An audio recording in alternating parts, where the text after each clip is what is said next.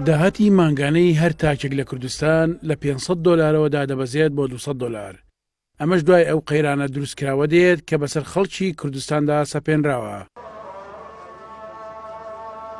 لەگەڵ ئەوەی داهاتی تا کەمی کردووە، بەڵام خەرجەکان وەکو خۆیان ماونەتەوە یاخود زیادیان کردووە.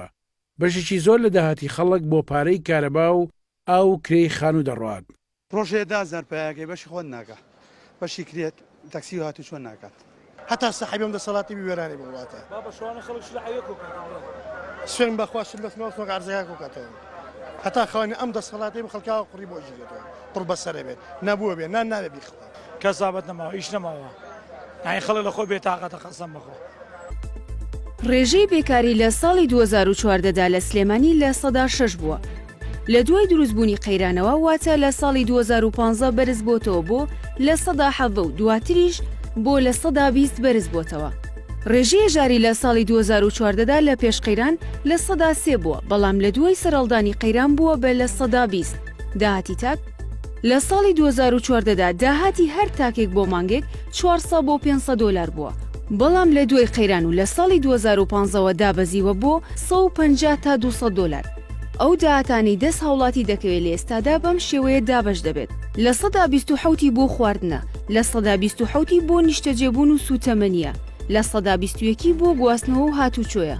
یەکێکی دیکە لەو شتانی بەشێک لە داهاتی هاوڵاتیانی بۆ دەڕوات کارەبای مۆلیدەیە کە لە ئێستادا نرخی هەر ئەمپێرێک نزیکەی 20,000 دینارە و ئەگەر ماڵک 5 ئەمپێر کارەبای هەبێت ئەوە نزیکەی 100,000 دینار تەنها بۆ کارەبایی مۆلیدە دەڕوات.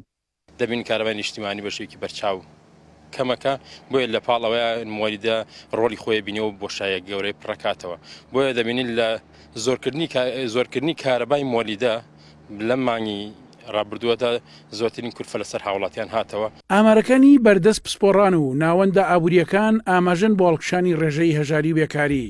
بە بڕوای دکتۆر خالد حەیدەر پسپۆری ئابووری و مامۆستای زانکۆ ئەو پارەی دەست ساوڵاتیان دەکەوێت بەشی ئەوە ناکات ژیانی ڕۆژانەی پێ ببەنە سەر. ئەو داهاتی کە دێتە ناو هەرێمی کوردستان دابەشی دانیشتوان بکرێت کە سەروی تقریبا 5,450,000 کەسن ئێستا ئەو پارەیە بەرکەوتو یەک هاوڵاتی تقریبا لە بینی بۆ مانگێک لە بینی 150 بۆ 200 دلار. ڕێژەی هەژاری کە کەمترین ئاستی تۆمار کرد کاتی خۆی پێش 2014 لە شاری سلێمانی نزیکی لە 103 بوو تقریبا ئێستا گەشتووەتە 120. لێرە هەرێمی کوردستان و هاوڵاتی هەرێمی کوردستان ئێستا مستەوای هەژاریەکەی ئاسی هەژاریەکەی زۆر زیادی کردووە بەداخەوە تقریبا باس لەوە ئەکرێت گەشتووەتە 120.